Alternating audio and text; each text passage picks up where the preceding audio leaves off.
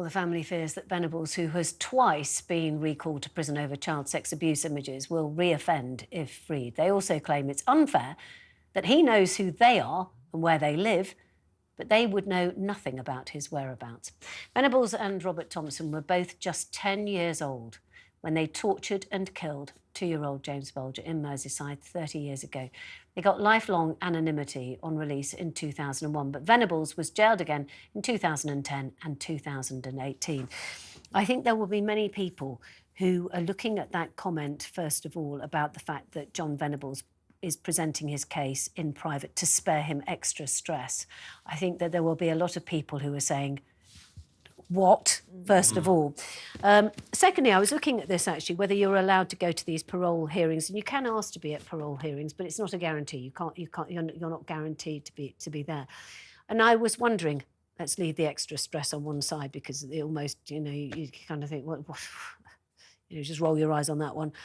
But I'm wondering if part of the reason why they aren't able to go to this is because, of course, John Venables was given a new identity, and I don't know, we don't know what that has entailed, and maybe that has made a difference. I don't know, obviously. I mean, for me, there shouldn't even be another parole hearing, because he has broken the terms of his parole twice before. He went back to prison in 2010 and 2018. Yeah. There's some people that cannot be rehabilitated, and he is one of those people, full stop. That's it. That should not be another parole That's hearing. what I was going to say, because obviously the key issue here is recidivism, right? Will he offend again? And it looks highly likely that he will. I mean, there are many people that say the fact that he was convicted at the age of 10 and he's been in prison for effectively decades, and he has a PhD in crime university, right? When you send people to prisons for such an extended period of time, you don't rehabilitate them back into society.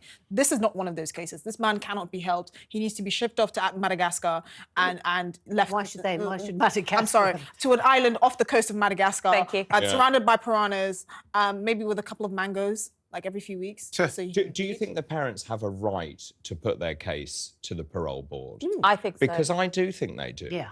I think they have to explain the hurt and the trauma that they've been through. I think they are allowed to make victims. Yeah, they can make the consultant statements, heard. but just to eyeball him and to tell him once again what he's done to them, I think there is a very strong case for that. It's incredible that the perpetrator is the one who is having all the care and consideration. It makes no sense. As long as James Bulger's parents are alive, they should be able to go to every parole hearing. They should be able to tell him, as you say, look him in the eyes and tell him exactly what they've taken, what he's taken away from them. Their lives irreversibly changed because of his actions. Granted, as a child, he was given a second chance, he was given a third chance, and now he wants a fourth chance. And a new identity as well. You know, that anonymity, that care, that protection. What have they got? And the idea that he would know where they live, but they have no idea where he is. And also, not only they, but nobody. Yeah. That's pretty grotesque. But also, listen, I'm not particularly superstitious, but this person committed this crime of murdering a 2-year-old at the age of 10.